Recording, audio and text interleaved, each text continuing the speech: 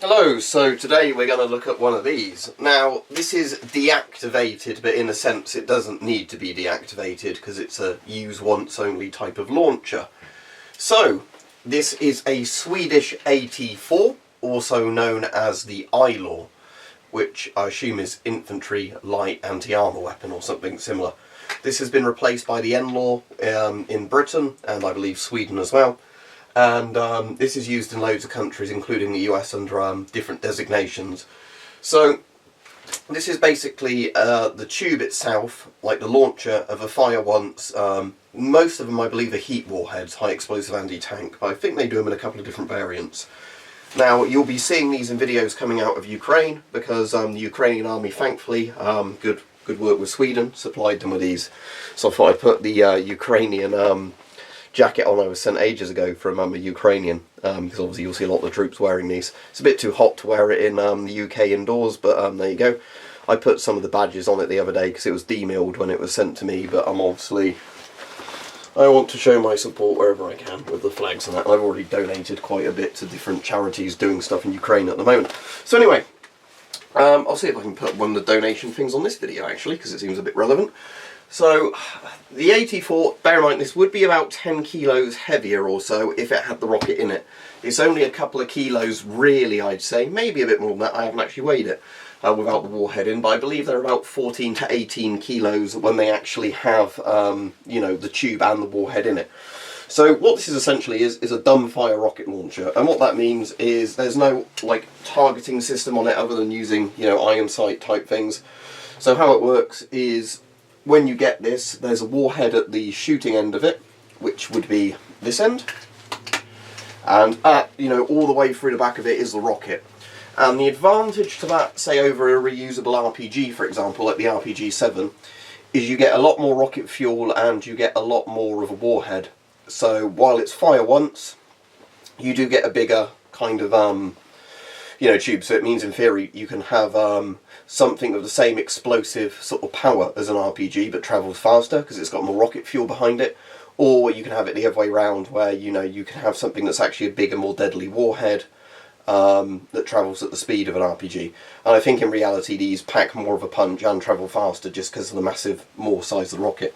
So disposable launch has been pretty you know, popular recently. So the idea is that you shoot this and then you drop it. So all they've done when they've deactivated this, if you can see that, is they've welded a bar in either end of it. That's literally it, because these tubes aren't designed to be reused. This is essentially just a pipe, but it's an interesting thing to look at.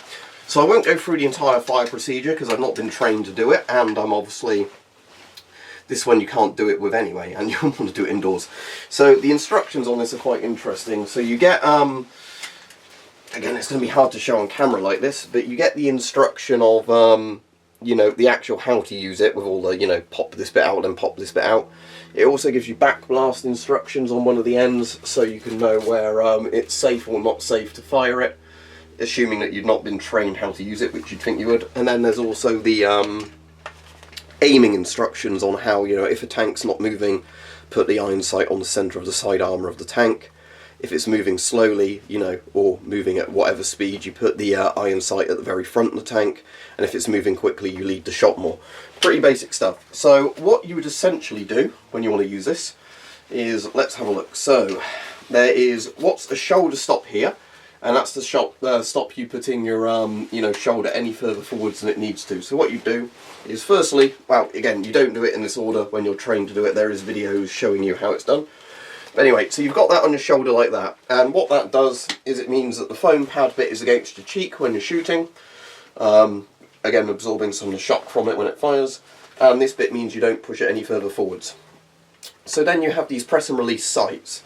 So what these do is you press these and then do this, and they flip up. This one goes the other way.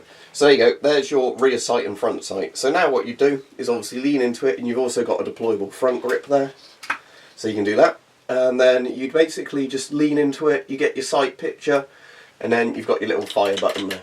And that's all there is to it. Again, there are multiple safety procedures before that with a live one to actually arm it in a sense. But the main thing of this is just aiming it and pressing the button when the sight picture lines up with the tank.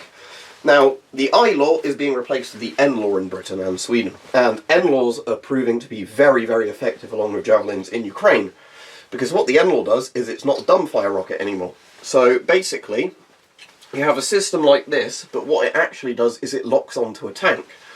So again, I don't know how the exact targeting computer works. I think it's kind of like one of those augmented sort of scope type things where it, you know, comes up with a little square around a tank.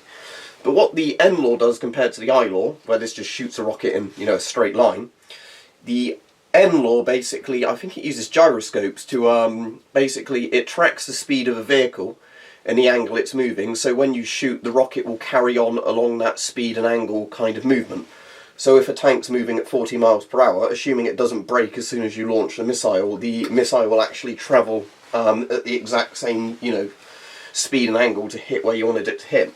So it doesn't basically, you know, move using, say for example, you know, some of them where you have to use a laser to guide a missile on, or you know, some of them will use a thermal kind of thing to go for exhausts. It doesn't do that. So in theory, people were guessing as well, you could shoot down helicopters as long as they're taking a pretty predictable flight path with an NLAW, assuming that, you know, it's within the rocket's range and everything. I think they're meant to be like 600 meters range lock on. Yeah, but this is its older cousin, or say in a sense, or father, or whatever you want to call it, the ILAW, or the AT4, or whatever the USM designation is for it, which is basically, you know, like the NLAW, you shoot it once and then you drop it, and that's why these are fairly cheap as deacts, because they barely have to do anything to it to deactivate it, and, you know, they're essentially thrown away when they're not used anyway, other than just training purposes of how to pick them up and, you know, move them about. So there you go. So you'll be seeing these in Ukraine, because Sweden thankfully donated some to Ukraine to defend itself with, as long as lots and lots of other gear that, you know, various countries have been handing in. You know, so there you go. But essentially the defold down procedure, which you never really do with a real one in a sense, because once you fired it, you're just meant to drop it and then it's done its job. Obviously you can fold the handle back in, you can push this sight down and then push this cover back on it, and same for this sight. Now, something actually to note, which is kind of interesting, if we get this sight back out, is if you adjust the height of the sight, as in, because this has got on here, you know, 400, I guess, to 100 meters on it with this bit.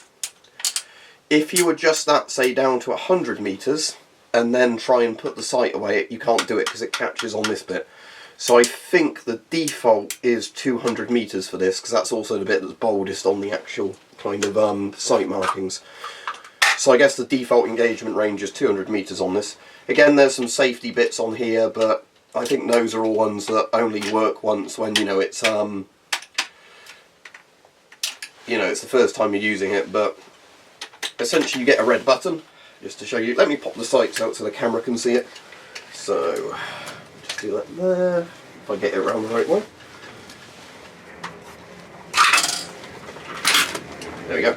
So just for the camera's perspective, that's basically all you'd be looking down, something like that. And again, I know it's to the side, so it'd be more like that as you'd see it. And then, yeah, you've just got your red button, which basically is reach through with your right thumb. And that's there. You press that when aiming and it shoots. So as I said, you'll be seeing loads of these in Ukrainian videos. Again, it's not the most sophisticated anti-tank weapon Ukraine has, seeing as they have javelins and NLAWs now. But you'll be definitely seeing these along with RPG-7s and a load of the other series of old Soviet RPGs being used to pretty effectively kill tanks. There's lots of videos already of RPG-7s killing what's meant to be good modern Russian armour, and apparently it doesn't stop an RPG from the sides. One of the ones I've been seeing as well, I can't remember the name of it, it's the RPG equivalent of the M80 law, if I remember right, or M72 law, whichever one it is, you know, the one that literally looks like a tube. They're using those as well. So I guess anything they can get their hands on they're using. But seeing as Russia has potentially lost, I think, 200 plus tanks now and basically 1,000 IFEs, and even if you assume that's Ukrainian overestimates, this anti-tank gear is really conking out all their stuff. If you watch any of the videos or see it in the photos, there's entire columns they've just completely destroyed with NLAWs, you know, ILAWs, RPGs, javelins, whatever. So there you go. This is the sort of one that came around, I think, was it very late 80s? Or mid 90s, I think it was about I think it's about 1985 these came out, something like that. But again, they're cool launchers. You know, they look pretty futuristic in a way. Obviously the more modern things with all the optics on, you know, like the firing computers look way more futuristic. But compared to some of the older, you know, Cold War style, just metal tube launchers, these do look pretty cool and futuristic. But I think that's mostly down to, you know, the buttons being red on it, the sights folding out and folding in. As I said, like that. But yeah, so yeah, AT4, very cool. Just wondering what this does actually. I'm assuming that was something that, you know, was like one of the safety type locks you'd have on it, connected to something, and then once it's you know, pulled out, that's an arming process. But I don't know. And again, backblast danger indicators on here, because in reality, unlike video games, when people shoot things like this, you do have a rocket exhaust come out the back, and if you're stood behind a recoilless rifle or a rocket launcher or whatever, you'll be fucking ripped to shreds. Plenty of videos of that happening in places like Syria where the people don't actually know what they're operating.